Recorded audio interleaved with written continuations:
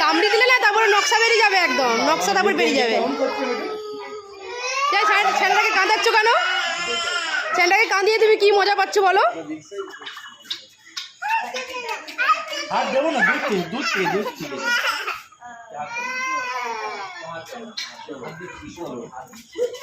Rabbit দেখ, rabbit.